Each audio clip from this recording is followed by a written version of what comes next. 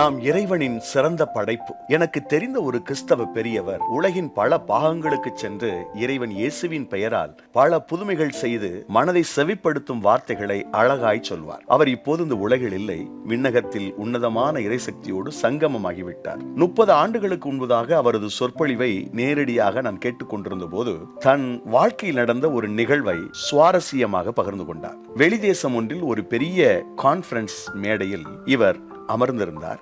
அப்போதுதான் ஒன்றை கவனித்தார். அவரை தவிர அந்த பெரிய கூட்ட அரங்கில் இருந்தவர்கள் அனைவருமே வெள்ளை, இவர் மாத்திரமே கருப்பு கலர். அவர் மனதில், இறைவன் ஏன் என்னை மட்டும் இப்படி கருப்பாக படைக்கணும்? இவர்கள் அனைவரும் எப்படி வெள்ளை கலரில் பளிச்சென்று இருக்கிறார்கள் என்று தன்னை குறித்து தண்ணீரே வருத்தப்பட்டார். ஒரு வழியாக கூட்டம் முடிந்த போது அநேகர் மேடைக்கு வந்து இந்த பெரியவரை கைகளை தொட்டு தொட்டு பார்த்தார்கள். அருகில் இருந்த தன் நண்பரை பார்த்து, ஏன் இவர்கள் என்னை தொட்டு தொட்டு பார்க்கின்றனர் என்ற போது அந்த நண்பர் சொன்னார், உங்கள் ஸ்கின், அதாவது உங்க தோல் ரொம்ப பியூட்டிஃபுல்லா அழகா இருக்கிறதா என்றார். இந்த பெரியவருக்கு பெரிய ஆச்சரியம்.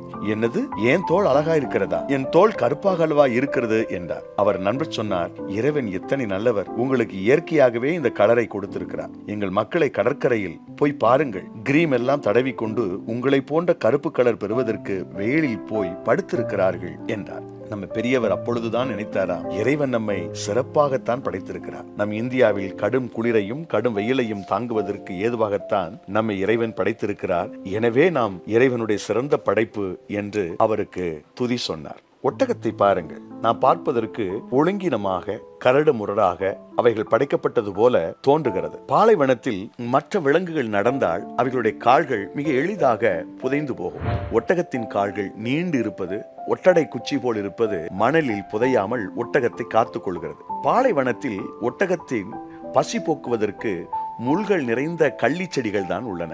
அவைகள் தின்பதற்கு மரக்கட்டை போல பட்டை பட்டையாக கெட்டியான உதடுகள் ஒட்டகத்திற்கு இறைவன் கொடுத்திருக்கிறார். இவைகளெல்லாம் முட்கள் நிறைந்த கள்ளி செடிகளை சாப்பிடுவதற்கு உதவியாகத்தான். ஒட்டகம் ஒரு சொட்டு தண்ணீர் கூட குடிக்காமல் ஒரு வாரம் பயணம் செய்ய முடியும். மணிக்கு 10 கிலோமீட்டர் வேகத்தில் ஓடும் வலிமை ஒட்டகத்திற்கு உண்டு. அதுபோன்ற சமயத்தில் ஒட்டகத்தின் தோற்றத்தில் அவலட்சணமாய் இருக்கிற திமிழில் உள்ள கொழுப்பு ஆக்சிஜனாக மாறி உபரியாக நீர் உருவாகி ஒட்டகங்களை உயிர் வாழ வலிமை பெற உதவி செய்கிறது. கடுமையான பாலைவனங்களில் 2 திமிழ்கள் ஒட்டகங்களை பார்த்திருப்போம். அதுவும் இறைவனுடைய அதிசய படைப்பு தான். ஒட்டகத்தின் கண் இமையில் இருக்கிற முடி கூட தென்னங்குச்சி போல் உறுதியாக இருப்பதற்கான காரணம், பாலைவனத்தில் புயல் அடிக்கும் போது அதன் கண் பழுதாகாமல் பாதுகாப்பதற்கு இறைவன் அப்படி அற்புதமாய் படைத்திருக்கிறார். நண்பர்களே, நாம் ஒவ்வொருவரையும் அவரவர் தேவைக்கேற்பத்தான் இறைவன் படைத்திருக்கிறார். புனித வேதாகமத்தில் தாவீது அரசனின் பாடல்களில் இப்படி ஒரு வரி, அஞ்சத்தகு வியத்தகு முறையில்